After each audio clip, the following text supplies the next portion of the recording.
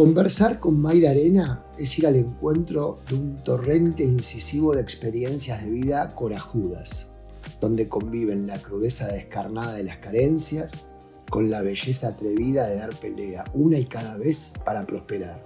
Conviven en Mayra notas tan diversas y a la vez tan singulares, donde intemperie y ternura, calle y academia, policía y evangelismo, entre otros significantes de peso, configuran un blend tan propietario como impactante.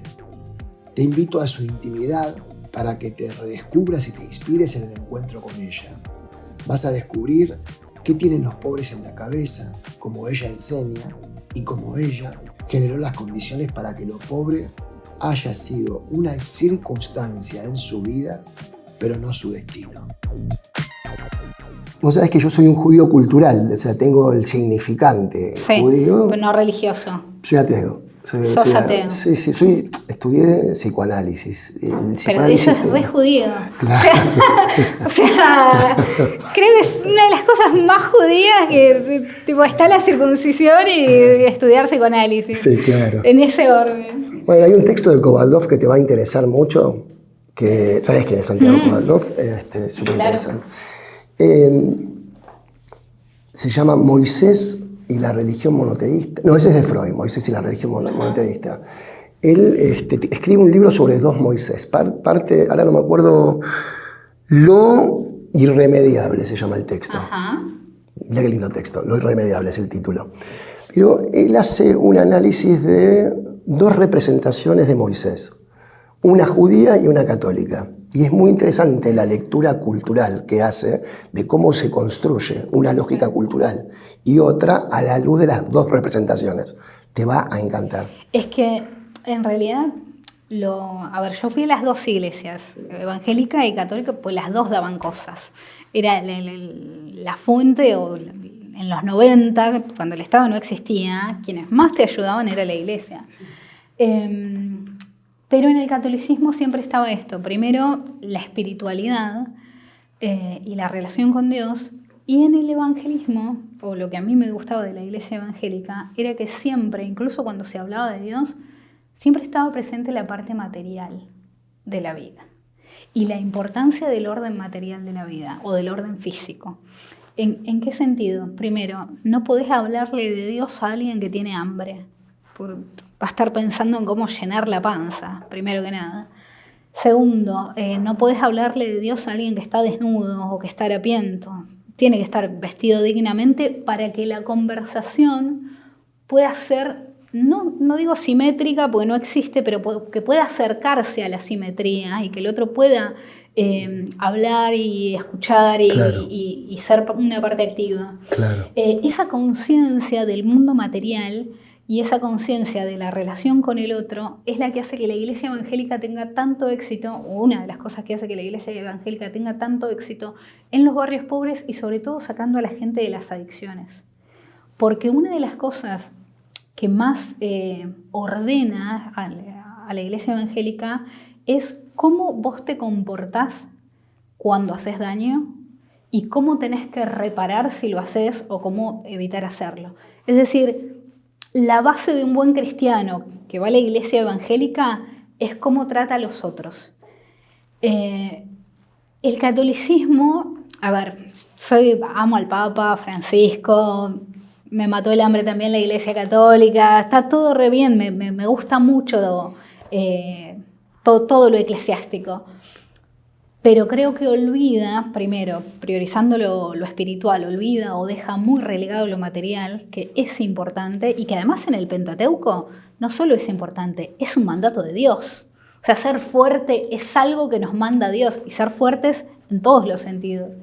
Y además esto de que deja como subtexto de que mientras vos tengas sana tu relación con Dios, bueno, tus pecados y tus errores parece que vos podés ir pidiendo perdón en privado mientras dañaste a alguien sistemáticamente, reventaste un país, hiciste mierda a una generación, pero tu relación con Dios está impecable.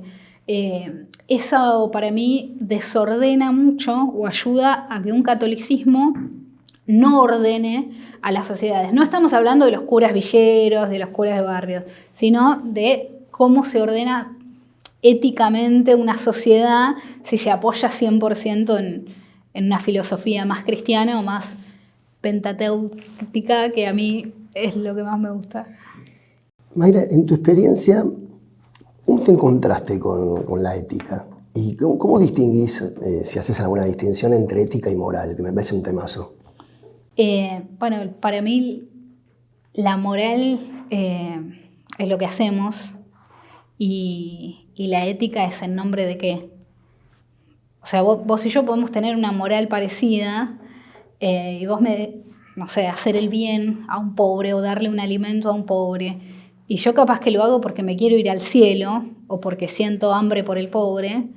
Y vos capaz que lo haces porque es lo que corresponde. Me gusta más esa. Claro. Pero estoy tirando ejemplos en el aire. Sí, sí. Me encontré con la ética desde muy, muy chica. Todos mis padrastros estuvieron en cana, así que desde muy chica tuve mucha relación con el delito, con la criminalidad.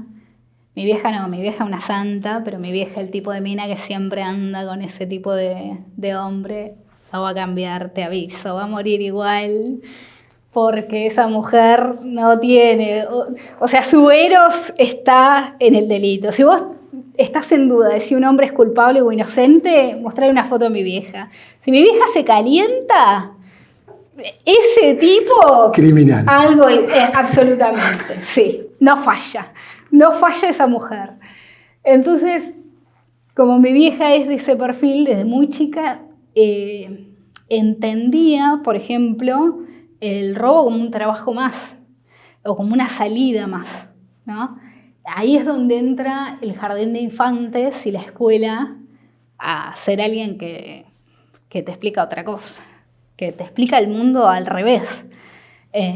Entonces al principio vos pensás, la señorita no entiende nada, la señorita es una boluda, hasta que llega alguna señorita que es tan inteligente y tan linda y habla tan bien, que vos decís, capaz que me quiero parecer más a esta señorita. Capaz que me gusta más todo lo que me dicen. Y a mí me pasaba que esto es por lejos lo más impopular de mi persona, pero lo impopular de verdad, no lo que la gente dice que es impopular y en realidad lo piensan todos, que es que yo amo a la policía. Siempre amé a la policía, que es algo que nadie, los pobres porque son oprimidos y perseguidos. Te protege de tu vieja, y ¿no? Y de sus elecciones. Pero la policía siempre aparecía a salvarnos. Siempre, todos los sábados la policía estaba en casa, todos los sábados un policía nos hacía un tecito, todos los fines de semana la policía aparecía a ordenarnos, a hacernos un tecito, a calmarnos, a calmar la situación, a curar la herida de mi vieja. Así que la policía está en mi vida asociada al orden de la ternura. No significa que en mi formación y en mi vida no me haya dado cuenta que, es una institución muy corrupta y con muchísimos problemas, sobre todo las cosas por algo que creo que no nos animamos o que no profundizamos nunca en debatir, por dos cosas. La primera es que la policía no le calienta a nadie. Si hay un empleado o un trabajador con sus derechos vulnerados, que no tiene Navidad, no tiene frangos ni un carajo y no le calienta a nadie, es el policía. Y hay otra cosa, que es buscar un poquito la matrix o dónde está el huevo de la serpiente de por qué hay hechos de corrupción tan graves en la policía. Y a mí me parece que el humano, cuando está en contacto constante con el delito, primero uno admira lo que conoce y gusta de lo que suele ver seguido, ¿no? O lo que aspira, ¿no? O lo que idealiza. Y de lo más lindo que haya visto, ¿no? Dentro de la subjetividad de cada uno. Claro. El policía que está en contacto constante con el criminal, con el borracho golpeador, con el adicto, con el que le pega a su propia madre, con el que le pega a su propia mujer, con el que prende fuego su casa en un arranque de locura. O sea, está en contacto constante con el fondo, pero fondo de la olla. Y eso deshumaniza. Eso es muy deshumanizante. Y en esa deshumanización también se empieza a deshumanizar al otro.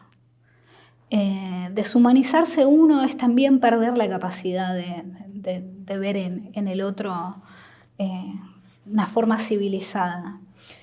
Y hay otra cosa que es aún más interesante, y es que el policía que ve delitos muy seguido tiende a pensar que él podría ser juez.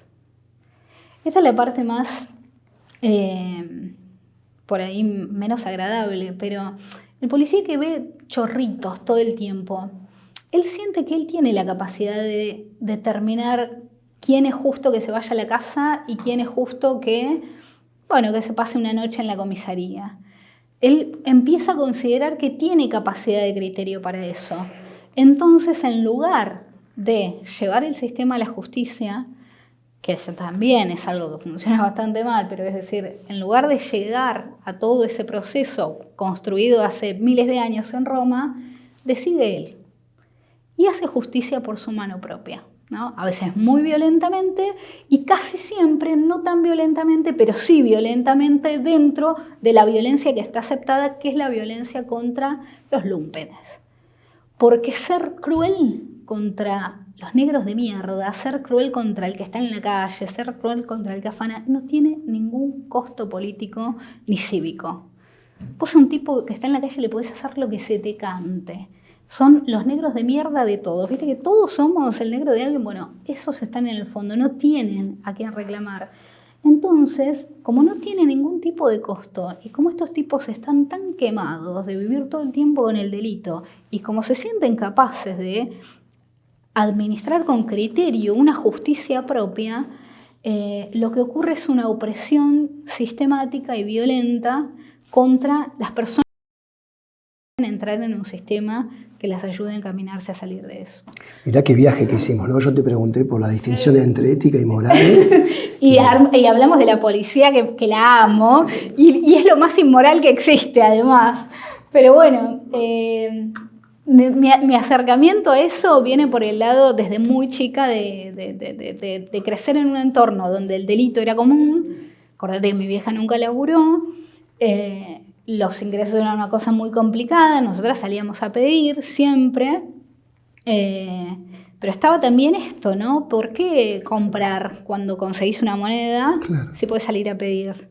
Toda esa subjetividad de crecer en esa realidad cambia cuando te gusta más aquellos que, gastan, por ejemplo, no piden, pero desde el gasto, que es una pérdida, tienen otro poder, otra capacidad de decisión, y cuando empezás a humanizar ese sector de la sociedad, que lo pude hacer desde muy chica, es cuando rompes ahí un poco uno de los primeros techos, ¿no? Que es el de humanizar a la clase media o hasta donde llegues, que en ese momento para vos son ricos, ¿no? El otro, ¿no?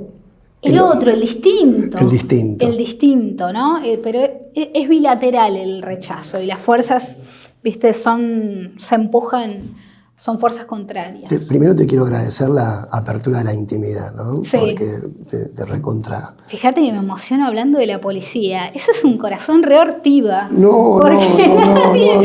Pero es algo que está, primero, quería ser policía cuando era chica, durante años, o policía o alguna fuerza armada. Pero bueno, después la caída en la marginalidad a los 13, me embarazo, y después no iba a dejar a mi hijo. O sea, siempre durmió conmigo. Igual viste que está en mí la mirada del psicoanalista, entonces la policía entra claramente en tu intimidad a ordenar, ¿no? Siempre.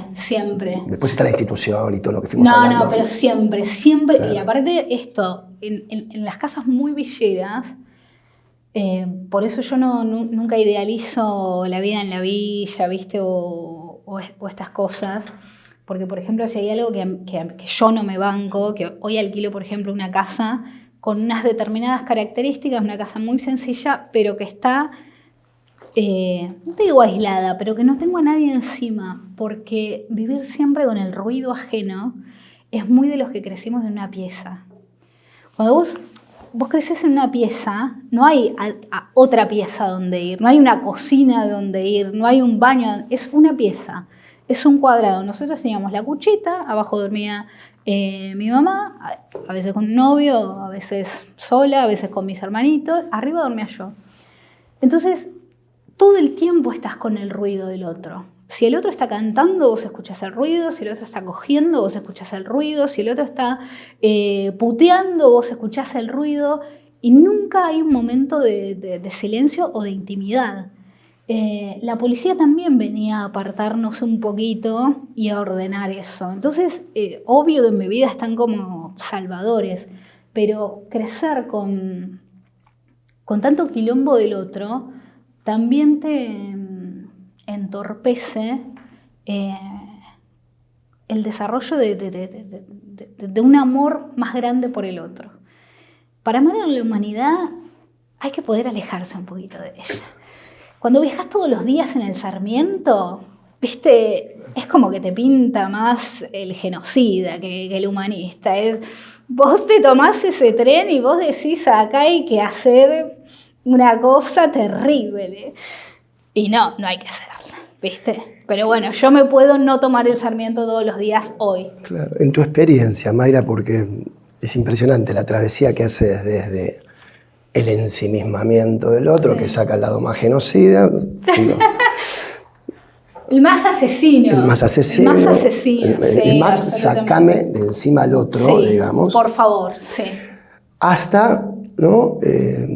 Tu recorrido, ¿viste? Por la ética religiosa que te inscribe, ¿viste? En la dimensión del prójimo, el otro como prójimo, el otro como semejante, ¿no?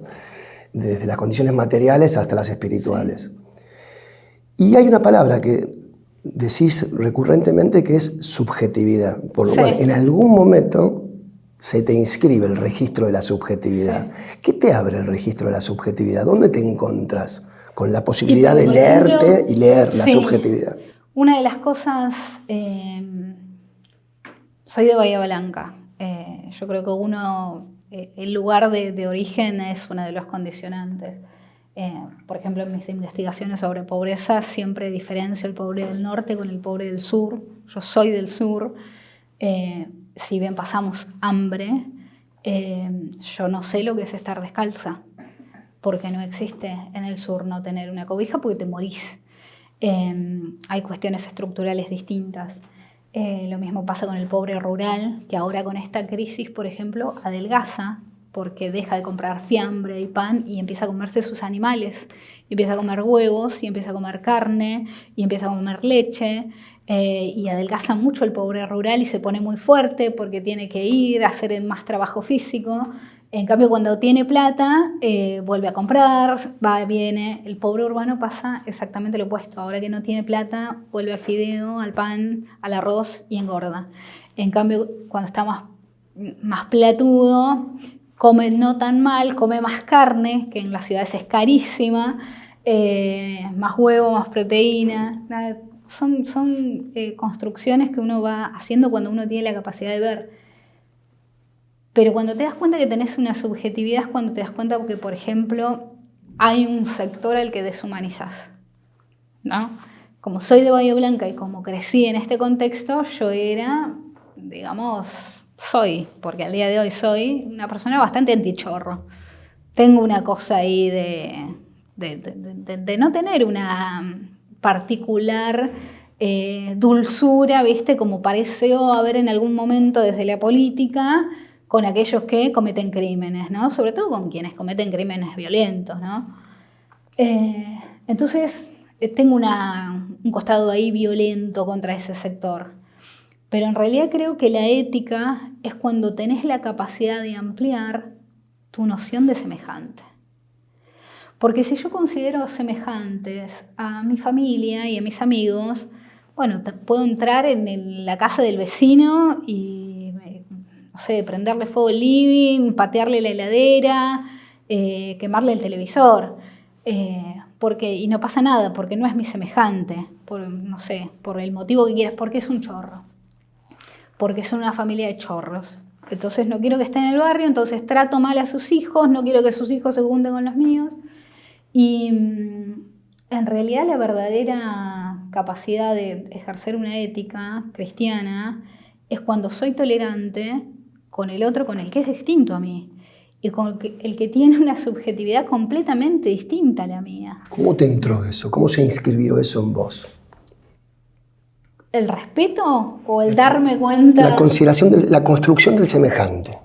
La construcción del semejante me parece que entra mucho, pero mucho por la iglesia evangélica y por la tele. Una parte de mi fascinación con los judíos es porque me crió la niñera. Entonces, la niñera era una empleada, mucama, cama adentro, que yo terminé teniendo el mismo trabajo de grande, 4 años.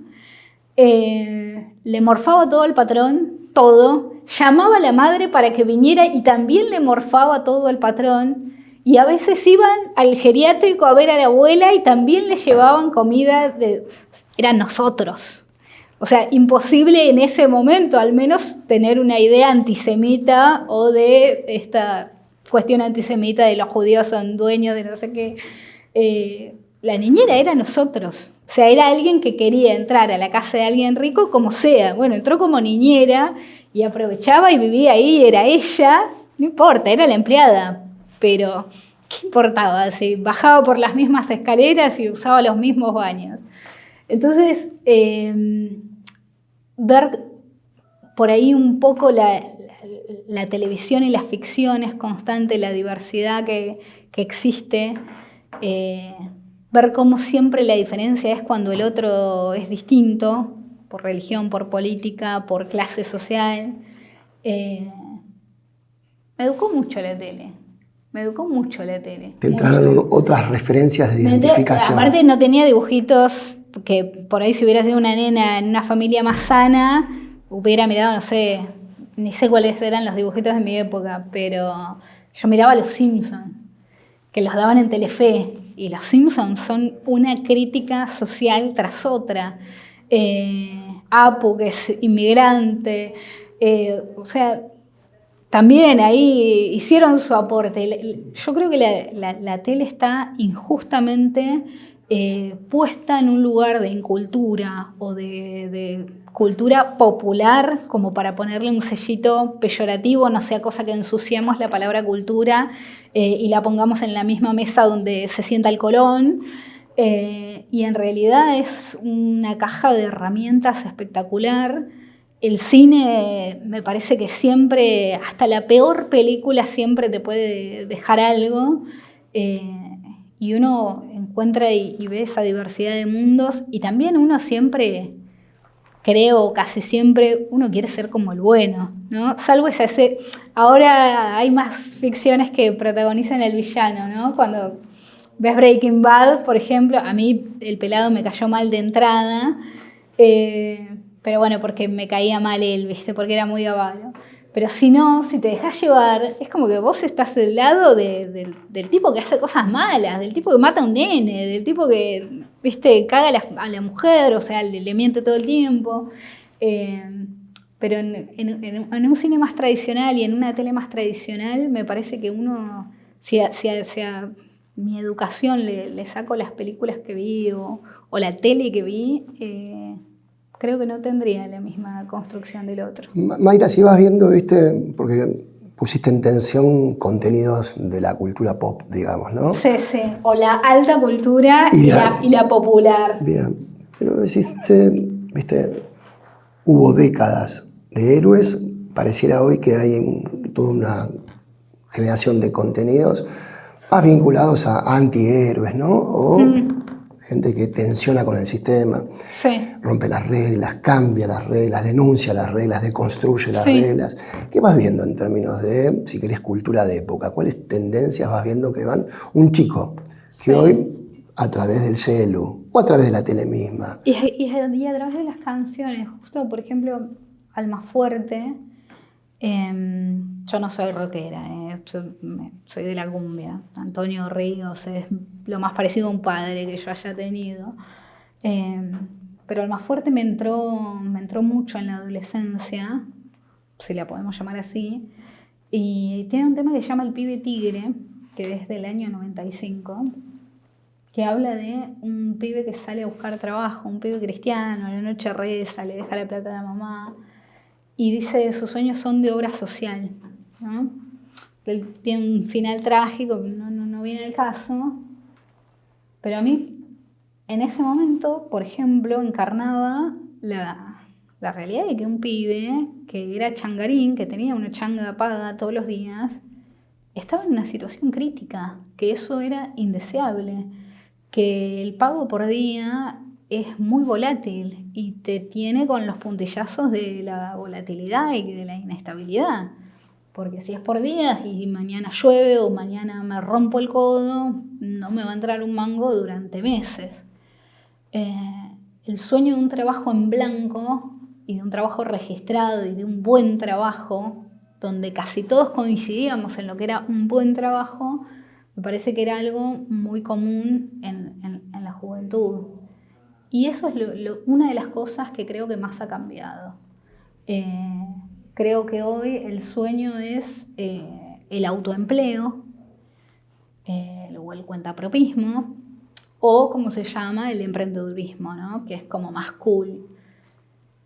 Que tiene una parte romántica de manejar el tiempo propio y de no trabajar para nadie. Siempre se dice como si fuera peyorativo, ¿no? No trabajes para nadie, como si eso solo fuera algo malo per se. Y en este momento el sueño es pegarla, que siempre lo fue en Argentina, el salvarse, pero en este momento no sé si alguien aspira a tener un buen trabajo, a tener un trabajo de esos de 8 horas, 9 horas, si es un sueño estar en blanco. Creo que no pasa por ahí. Y eso ha cambiado muchísimo en la idea de lo que es proyectar o tener una noción de proyecto de vida.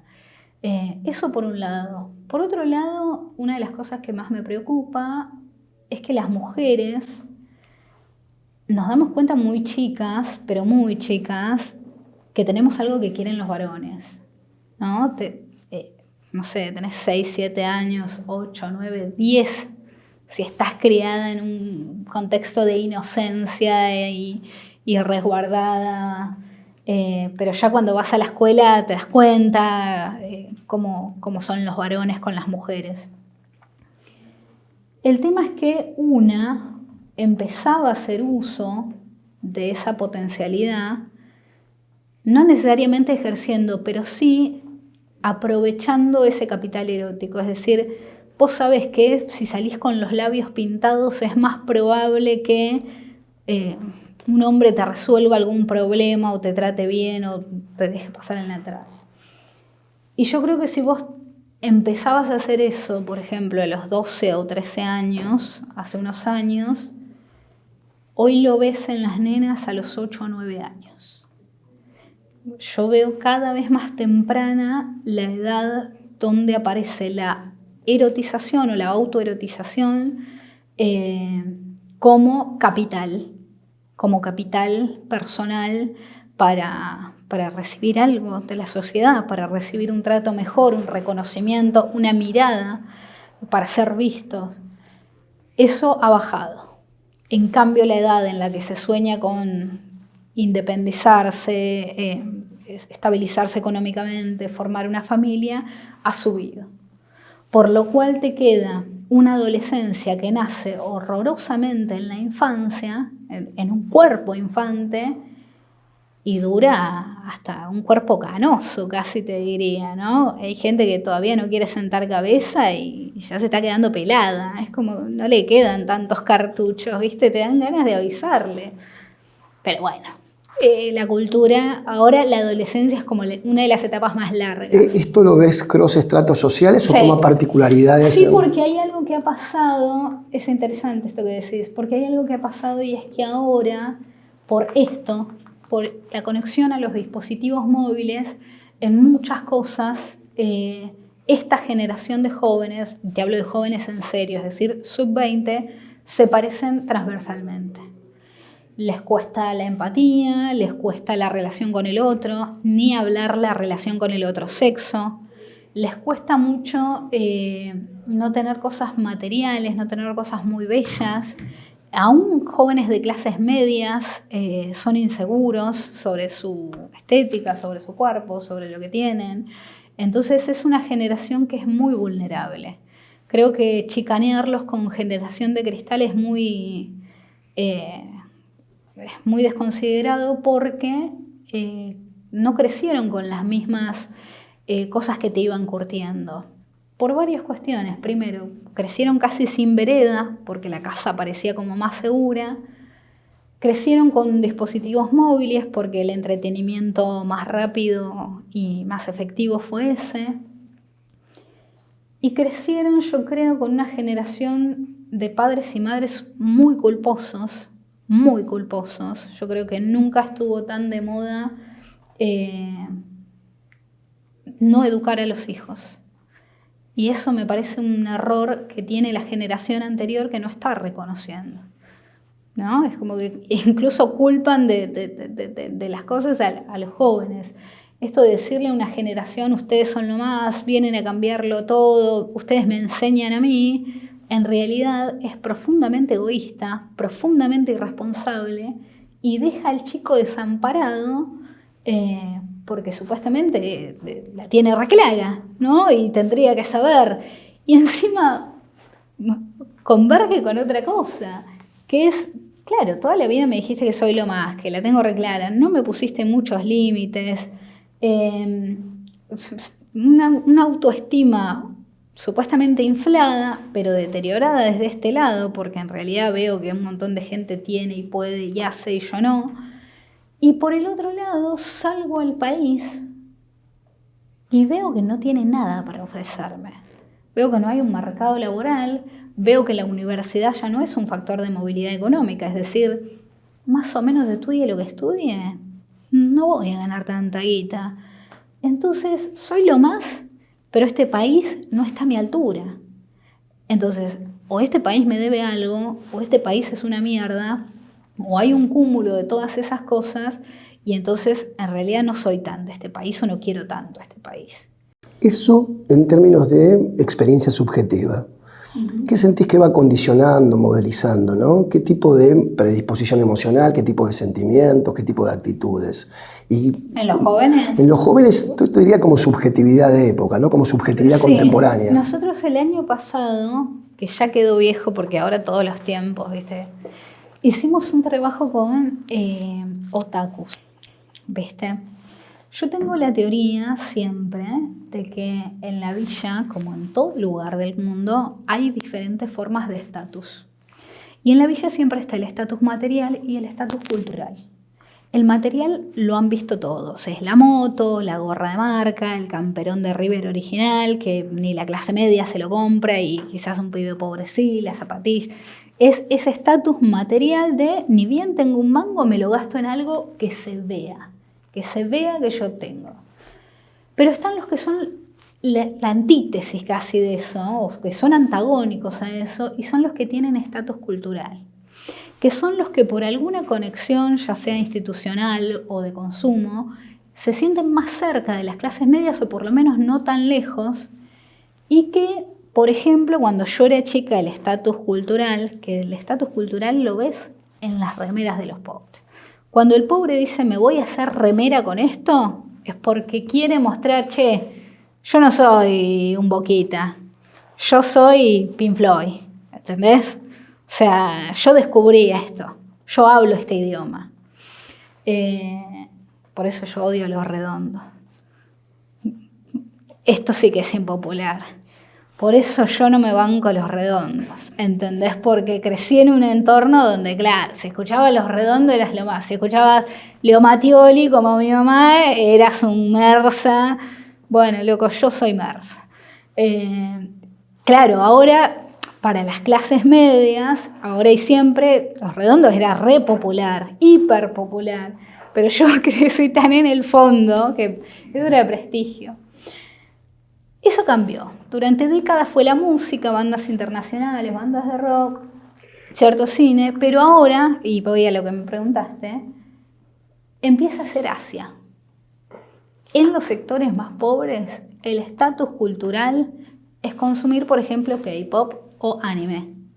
Entonces vos vas a la feria de Solano y tenés 3 cuadras de remeras de... no me voy a acordar los nombres y son como muy sagrados, es como una religión, no quiero meter la pata, pero de esos distintos, no dibujitos, porque no se llaman dibujitos, sino de todo ese mundo. Hoy el estatus cultural está ahí. Entonces el año pasado hicimos un trabajo con adolescentes otakus de barrios muy, muy pobres. Y claro, ellos lo que sentían eran, o lo que nos expresaban, eran valores de la cultura asiática. ¿Qué identificaciones se le jugaban en esas Por ejemplo, adhesiones? algo que para los argentinos no es así, en especial para el varón argentino y para la mujer argentina tampoco, la virginidad como valor. Tanto en varones como en mujeres. Mira, y eso, como una garantía de pureza y de guardarse para el ser amado. Pero que no entra por la bisabuela. Tipo, mi bisabuela también me decía eso. Pero no entró por la bisabuela. No es una moral. No. Entra por Asia como algo, como parte de... ¿Un poder?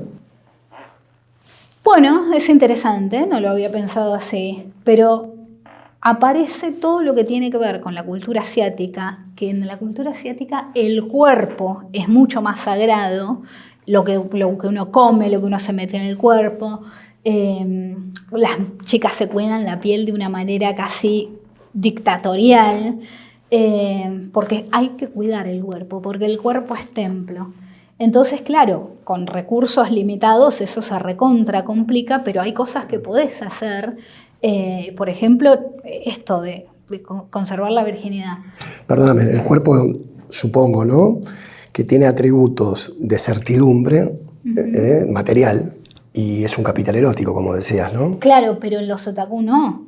Y en los barrios pobres vos te encontrás con las nenitas que aman a las cantantes, que yo también las amo, Emilia Mernes, soy tinista, me encantan todos los temas, o sea, soy pro, viste que ahora hay una moda de odiar a eso, cultura, como que son los culpables de cierta, no sé,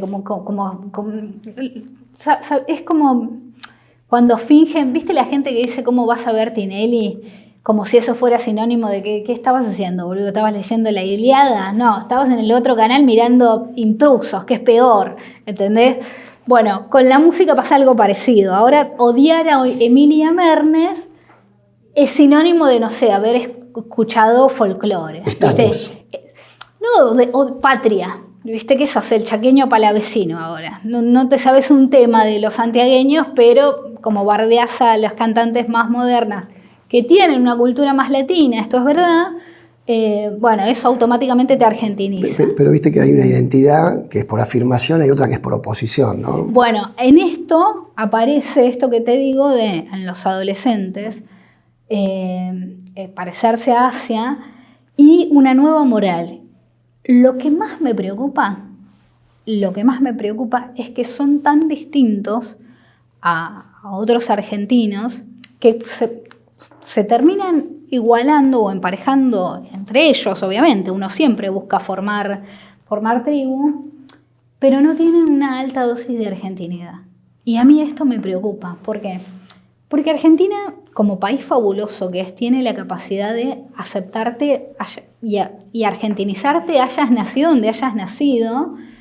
Y el argentino quiere argentinizarte, el argentino quiere ver un ruso hablando como el culo y tomando mate, y le encanta. Que eso en otros países no es así, no quieren darte su mate. Bueno, acá sí. Como tenemos esa suerte y como tenemos, yo creo que una de las cosas que más ha transformado mi vida siempre ha sido la amistad, siempre. La amistad entre clases es el gran capital de mi vida. Y algo que notas en los chicos de barrios, y con los chicos sub-20 te diría, es que casi no tienen amigos. ¿Viste cuando bardean a los mileístas porque no se les da en el amor? Porque son virgos, no sé si eso es así. Lo que sí estoy segura es que más allá de que no se les haya dado el sexo o el amor, no se les dio la amistad. Y eso para mí es mucho más grave. No se les dio la amistad. Sabés que no hay nada escrito sobre el capital de amistad, ¿no? No, ¿qué capital? No, sí, hay algunas cositas. Tenés que escribir, me parece. ¿Qué capital? Yo me hago conocida. La uva, ¿viste? No, yo me hago, entre comillas, conocida en Argentina contando cuando entro al baño de mi amiga. ¿Entendés? esa fue mi gran anécdota, eso fue una locura y eso fue también en mi vida una de las cosas que me cambió. Ver que el papá de mi amiga se levantaba a las 4 para ir a trabajar. Nosotros a las 4 nos estábamos yendo a dormir. Y él lo cruzábamos, él se iba a trabajar, ¿entendés? ¿Cuál es el sentido de eso? Bueno, él tenía auto, nosotros no. Ya ahí había algunos indicios. La capacidad de humanizar al otro y de no creer que todo lo que hace el otro es indeseable. ¿Viste? Porque también eso es una forma de autolimitarse. Te sacas del ensimismamiento, ¿no? Sí, y de no dejarte, a ver, si de repente es de cheto, no sé ahora qué es de cheto, porque estamos muy villeros como país. Pero Mayra, a ver si podés, me gustaría, ¿podés, a vos que te gusta estratificar, ¿viste? O clasificar? Un poco categórica. A ver, ¿con qué categorías estás observando hoy que se va desplegando la sociedad y la cultura contemporánea? En Argentina, ¿no? ¿Qué vas viendo? ¿A grandes rasgos? Grandes rasgos, ¿qué clústeres ves? ¿Viste? Mira, yo hace 2 años di una nota en la que yo, 2 años, no, más, 2021, en la que yo decía, mira, el concepto de fin de mes ya no existe, en la media para abajo, porque las transferencias económicas que ayuda, o que son del Estado, aparecen el 20 o el 20, aparecen el 18 en adelante, suplen ese efecto fin de mes. Y por ahí a principio de mes puede haber changa, puede haber más laburo, o no. Quizás cuando mejor estamos es cuando aparece la ayuda estatal. Y otra cosa, la misma cosa en paralelo en la clase media, ¿qué es lo que yo vi en la clase media de muy chica que me hizo pensar? La clase media es moral, desde lo verbal, pero tiene muchos problemas con ejecutarlo. Yo veía que en las casas todo el mundo te decía no se tira comida, la comida es sagrada, mi nona pasó hambre, mi nona vino en el barco y se comieron los cordones y nos contaban, bueno. Esa bala entró.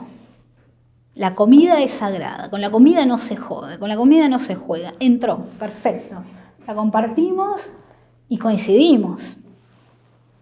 Pero ¿qué pasa? Por algún motivo, yo creo que las mamás de clase media salieron a laburar, eso dejó un lugar que no se ocupó de la misma manera, ¿viste? Ahí hay un desequilibrio de fuerzas, los papás ya no pueden con un salario mantener una familia, entonces ahí quedaron unos espacios vacíos, hay una transferencia de conocimientos que se pierde, entonces la clase media cuando le sobra comida no sabe qué hacer con las sobras, pero sabe que no las tiene que tirar. Entonces las guarda en la heladera y quedan ahí hasta que se pudren, porque no sabe cómo utilizar sobras. Eso me pareció, lo vi sistemáticamente en casas de todas mis amigas y en las casas de familias para las que trabajé. Entonces, como cuando una bala entra ideológicamente, no siempre hace que podamos saber cómo ejecutar eso en la vida real. En paralelo con lo que te decía de que para los pobres ya no existe fin de mes, para la clase media o con más capacidad de consumo, en este momento el patrón que veo, así como veía esto de la comida, los restos se les pudren en la heladera, la clase media se acostumbró a darse unos gustitos. Le gusta. El argentino en general siente que se merece vivir bien, que tiene que poder comprar ciertas cosas. Y algo que veo es que viven bien, algunos muy bien, hasta el 15, o hasta el 17, o hasta el 18, o hasta el 20. Y después viven re mal. ¿Por qué? Y porque ya no hay la lógica de la nona, de bueno, tenemos 300 pesos para todo el mes, y bueno, 300 dividido 30, tanto para cada día.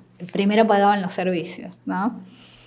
La clase media que conoció los gustos, que le gusta salir a comer, que le gusta tomarse un cafecito, que le gusta si está apurado tomarse un taxi, no quiere, cuando está recién cobrada, no vivir así.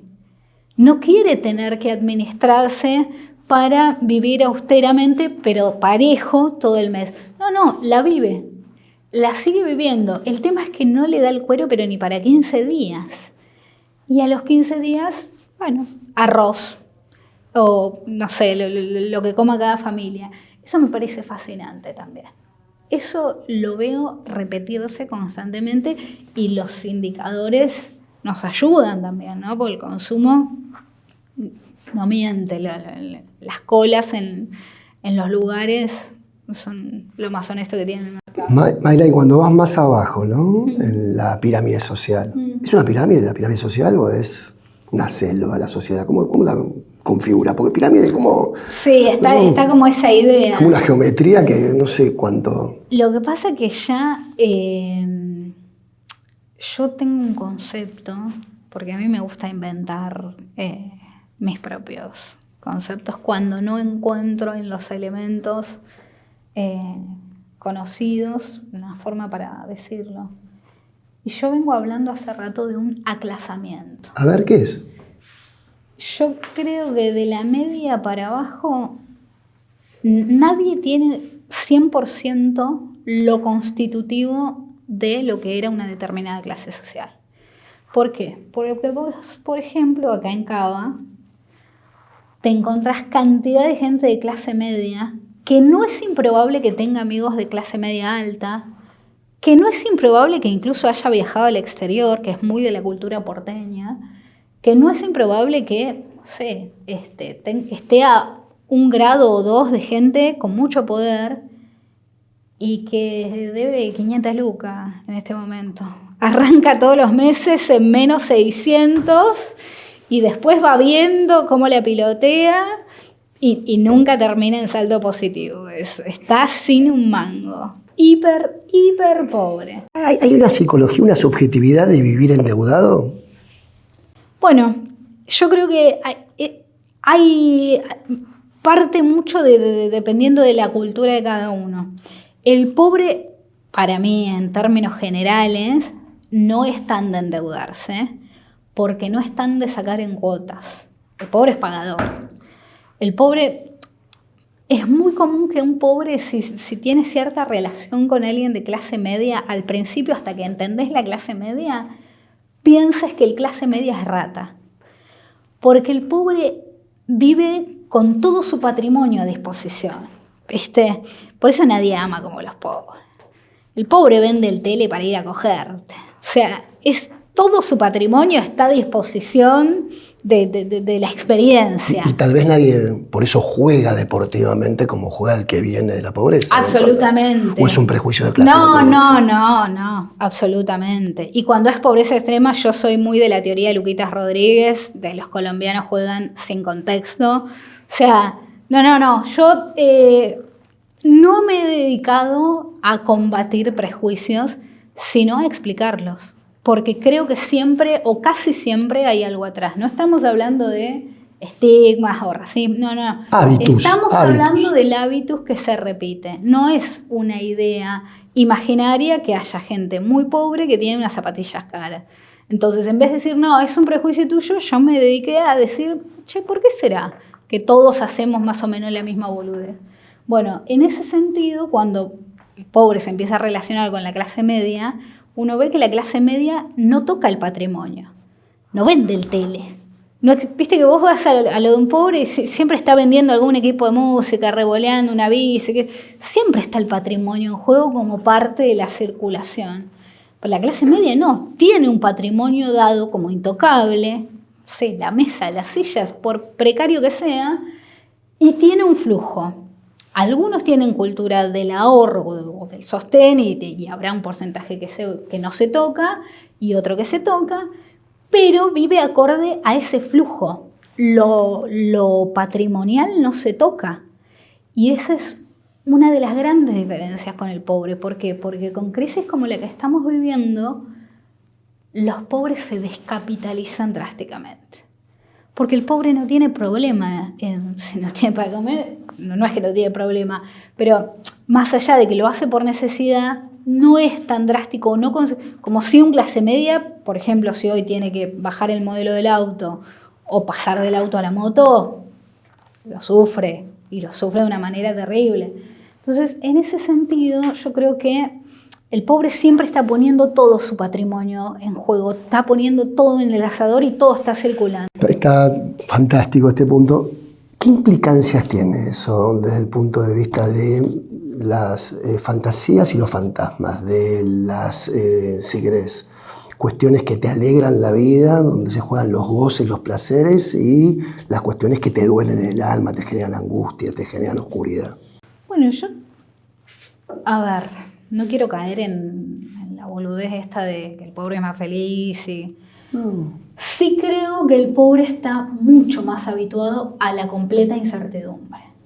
La vida del pobre es incertidumbre.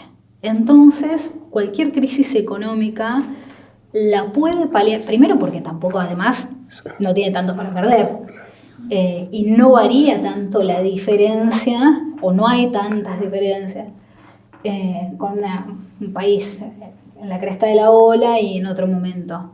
Sí creo que aparece el disfrute, o es lo que yo veo, y la apreciación de los momentos y de las cosas incluso. De tener, por ejemplo, mis hijos tienen un chiste todos los días: hoy se come. ¿Qué lugar ocupa Cuando yo los llamo, ¿está la comida? Vienen mis hijos, hoy se come. Todos los días de nuestra vida. Es parte... en mi casa tengo una cocina industrial. O sea, me armé una cocina que no hay nada que puedas pedir en un restaurante y en mi casa no. Tengo todo. Amo... La comida es hiper sagrada. En el sentido de que se come y se come bien. Yo no existe que te tire... Tengo que estar muy cansada para tirarte una milanesa por la cabeza. Pero en mi casa se come comida. Tenemos que ir a comer algo de Mayra. Y mis hijos todos los días es, hoy se come.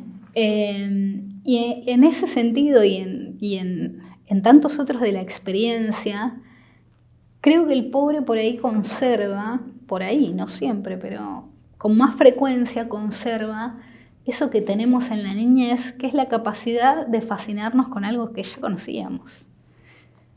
¿Viste que a los bebés le haces el mismo chiste una y otra vez y se ríen y se ríen? Y ya de grande no sé. Bueno, yo creo que por ahí, por crecer mirando Los Simpsons y la niñera, el loop me ayudó un poquito, el Chavo también.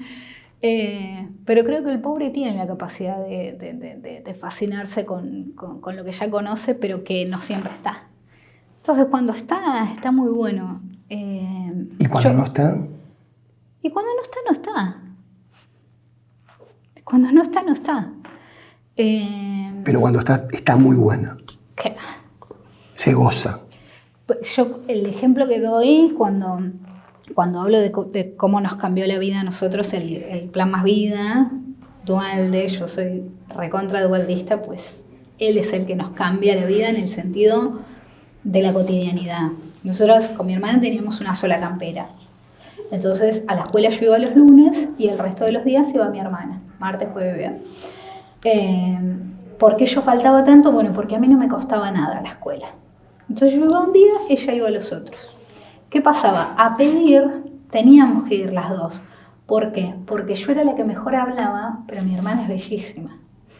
Y viste, ser bello en esta vida mata todo. Vos a mi hermana la ponías ahí, caía la comida del cielo, era una cosa hiper efectiva.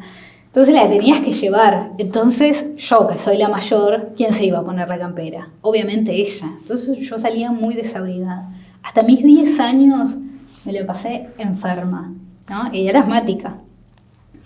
Viene Dualde, pone el jefes y jefas, que eran 150 pesos, o sea, más o menos $50 de la época. Lo primero que nos compré mi abuela, una campera. Entonces no me enfermo nunca más. Y ahí es donde me empieza a cambiar la vida de una manera, te dejas de enfermar, salís todos los días, salís con otra energía. Empecé a ir a la escuela todos los días, viste, como que empecé a hacer muchos más amigos, me apoyaba mucho en el humor, yo era como siempre Viste que de chico uno decide ocupar un rol en el aula. Yo intentaba ser graciosa. Entonces, ahí es donde nos cambia mucho la vida.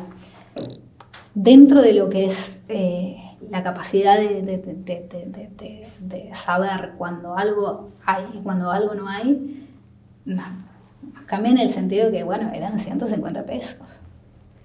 Y vivíamos muy bien en el sentido que comíamos, mi mamá cobraba y nos compraba un yogur a cada una. O sea, un yogur para vos sola, tipo entero. Vos lo podías destapar, chupar la tapita vos, no tener que estar dando de tu hermanita y terminarlo hasta el fondo del pote, vos sola. Eso era una vez por mes. Y después, por 10 días, teníamos comida todos los días sin tener que salir a pedir. Y después los otros 20 días eran como ya los conocíamos. Pero qué 10 días que vivíamos. O sea, y sabíamos que iba a volver a vivirse el mes que viene. Porque esa es una de las grandes diferencias entre la política social y el dejar que la gente se acomode en el mercado. Bueno, la política, por mínima que sea, por lo menos vos sabés que está, que en algún momento está. Y si necesitas un remedio y te faltan unos días para cobrar, vos sabés que aguantás unos días y lo vas a poder comprar. Y si te falta una cosa, vos sabés que si viene un cumpleaños de los chicos, vos sabés que sacrificás un poquito, sos más austero, pero podés hacer la tortita. Hay algo de seguridad, por mínimo que sea. Mayra, ¿qué pueden hacer compañías como Molinos para agregarle valor a gente que está en situación de pobreza? ¿Agregarle valor al producto? Agregarle valor al producto, a la experiencia, a la alimentación, a sus experiencias emocionales. Por ejemplo, hablabas de la seguridad que te dio esa campera y todo el ciclo que inauguró en vos. Sí, la campera violeta.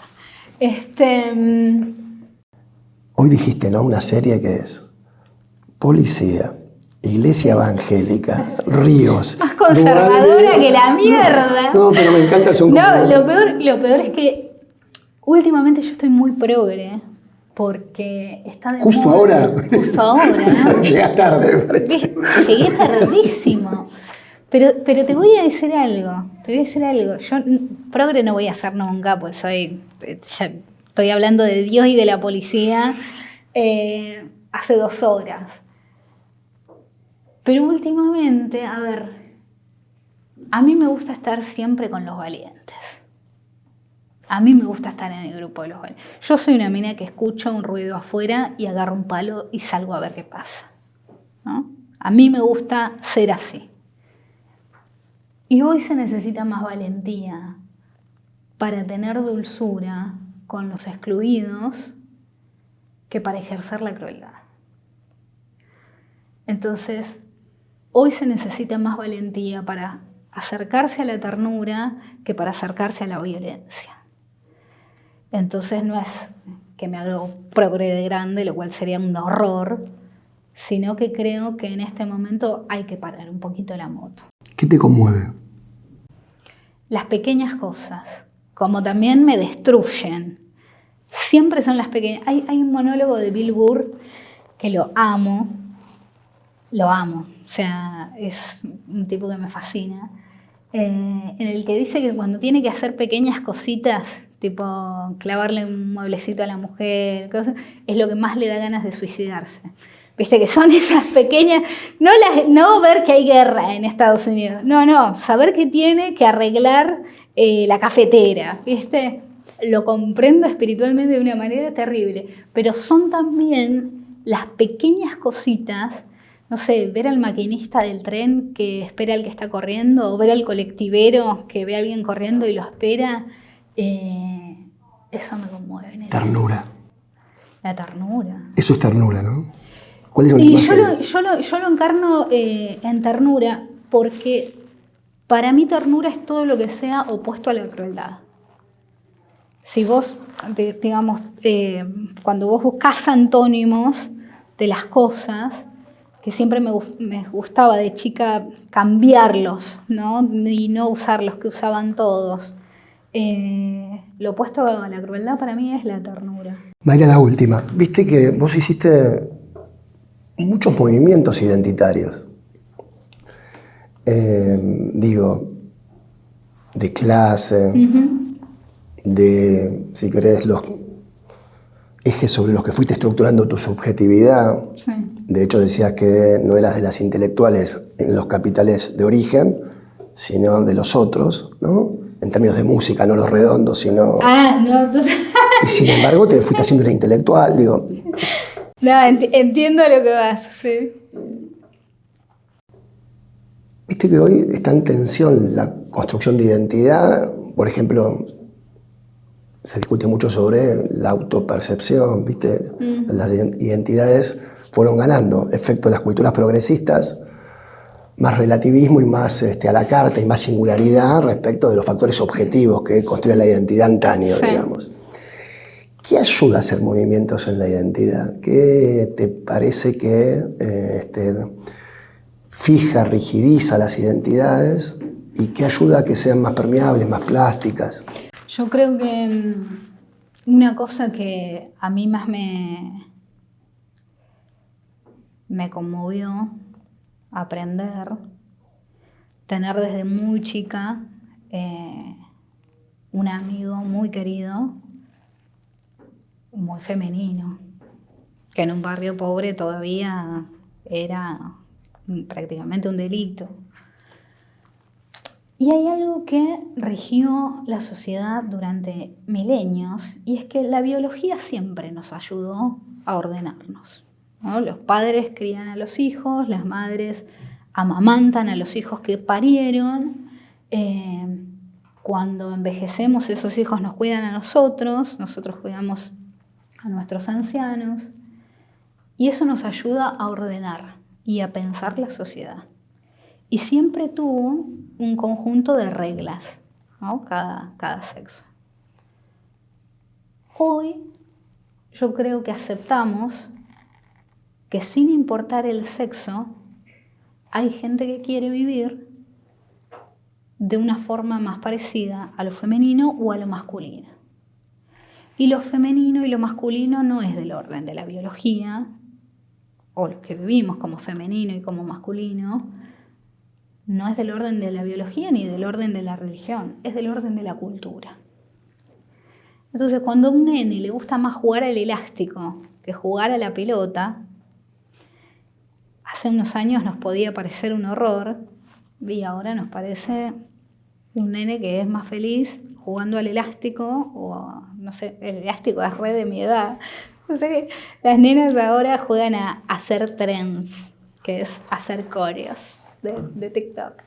Pero si un nene es más feliz haciendo trends que jugando al fútbol o jugando a otra cosa más varonera, hoy lo empezamos a aceptar. Porque se entiende que cuando queremos vivir con una expresión más femenina o más masculina, no hay nada que lo impida. Por ahí algunos piensan que sí, que está impedido, y los hechos demuestran que no. En esa tensión, me parece que la religión incluso hoy está empezando a entender que ya no puede excluir, y que si sigue excluyendo se queda sin sociedad, porque si bien no todos somos, viste que ahora todos son parte de algún espectro, bueno, algunos no, algunos, viste, somos re ordinarios, no encajamos no somos minoría, somos más. Yo soy recontra tradicional, no tengo ningún espectro ni de nada de qué agarrarme. Pero siempre tenés muy cerca gente que sí está en esa. Y donde discriminan a tus seres queridos, vos no querés estar. Entonces, como cada vez se amplía más que nuestros seres queridos se muestren como son y se expresen como son, me parece que las instituciones políticas y religiosas no les va a quedar otra opción que adaptarse a eso. No les va a quedar otra. Y lo celebro. ¿Para qué formas a tus hijos? No quiero caer en la hippieada de para que sean felices, porque soy la madre. Yo no a ver, yo no soy mucama hace años. Yo no lavo ropa que no sea mía desde que los nenes tienen 8 años. Porque hay algo que me parece que las minas no están dispuestas a admitir. Y es que les encanta un varón que sea un igual en muchas cosas, pero cuando crían un varón, no lo tratan como un par, sino como un príncipe. Y el pibe crece creyendo que es un príncipe. Y quiere a alguien que lo trate como un príncipe. ¿Que va a aceptar menos? Escuchame, mamá me traía la chocolatada de la cama. Y vos no sabés ni hacer la chocolatada, no va a aceptar. Y las minas seguimos criando varones así. Yo soy una víctima de ese formateo. Conmigo no me cases, la víctima. Vamos a dejar Conmigo no, querido. Entonces yo a mis hijos desde muy chicos, ellos se lavan la ropa todos los días. Yo cocino porque amo cocinar, a menos que yo esté muy cansada de que cocine a mi hijo más grande. Todos los días lava alguien distinto, tenemos cada uno su día de la semana. Y trato de que consideren a la mujer un par. Me encantaría que mis hijos busquen, sí, eligen estar con una mina, ¿no? Pero, y aunque no lo elijan, pero que no consideren a las mujeres aquellas que tienen que estar sirviéndolos, porque se criaron viendo eso y porque eso les parece lo natural. Que vean un par. Ellos se criaron viendo una mamá que todos los años buscó ganar más guita, que todos los años les dijo, la salud es lo más importante, la guita es lo segundo más importante. Lejos de hipearla, uno me salió medio hippie, medio sudito, no sé qué va a pasar con ese, yo creo que se le va a pasar, pero tiene unas expresiones ahí, es medio errónea, tiene todo el pack, viste, de pequeño zurdo, Stardust pack, pero bueno, podía pasar. Le pasó a Majul, que le salió un hijo kirchnerista, imagínate a mí. Pero bueno, con que no sean unos machistas, yo me daría por satisfecha, porque creo que las minas salimos con una potencia a la vida, pero nos seguimos equivocando como madres. Nos seguimos equivocando, seguimos reforzando ese estereotipo que no nos damos cuenta, aunque peleemos en las oficinas, si en las casas seguimos de la puerta para adentro siendo lo mismo, nuestros hijos varones, aunque no nos guste, van a repetir lo mismo. Y mis hijos se criaron viendo una mina que nunca los dejó ganar, por ejemplo, en nada. Ahora me empezaron a ganar en algunas cosas, los pendejos. Me tenté con una más porque me dijiste ganar. ¿Qué es la ganabilidad? ¿Qué te imaginas? ¿Qué es ganar? Viste, en política se habla de ganabilidad, ¿no? Entonces, Sí. Pero en el deporte uno podría decir, hay ganabilidad, Sí. que no tiene para mí que ver con el éxito, es otra cosa, en mi experiencia. Estoy pensando en eso. ¿A qué te remite? ¿Qué te hace pensar la ganabilidad? ¿Cuál es mi ideal de eso? Dale. No, en el plano personal, proveer a mi familia, tener bien a mi familia. Este año fue uno de los más felices de mi vida, le compré un terreno a mi mamá, le estoy haciendo una casa, obviamente a nombre de mi hermanita, porque mi vieja es puta y boluda, y ser puta, bueno, no me copa, está todo bien, ser boluda, bueno, nadie es perfecto, pero ser puta y boluda es una combinación para una mina que vos decís, ¿por qué? Entonces, no, a nombre de mi hermanita, pero se la estamos haciendo. Y ese es mi ideal de felicidad, proveer a mi familia, tenerlos cada vez mejor. Creo que obviamente por estar tan atravesada por la necesidad aparece lo material mucho. Y viste, y se me escucha alguien que es más de no, lo material no es tan importante, lo primero es el amor. Y sí, si tenés para comer, si diste siempre por sentado que había Morphy, sí, podés ser así. Pero cuando vos no diste por sentado nada, porque llegabas a tu casa y no sabías cuál era el escenario con el que te podías encontrar, valorás mucho otras cosas. Yo valoro mucho la paz, valoro mucho la tranquilidad, valoro mucho la prosperidad. Y creo que la ganabilidad, en todo caso, en esta época, sería salir de esta crisis con una diferencia con las otras crisis, que es que todas tienen el factor común de que muchas familias que se caen no vuelven a volver. Algunas es cuestión de que se ordene la economía y otras no van a volver. ¿Y qué significa no van a volver? ¿Que no van a recuperar capacidad de compra? No significa eso. Significa que hay gente que en este momento deja los estudios y no los retoma nunca más. Significa que en este momento hay jóvenes, adolescentes que venden su instrumento para ayudar a sus padres con un problema de salud y no los vuelven a tocar nunca más. Significa que en este momento hay gente que deja los remedios y se deja estar y se empieza a morir.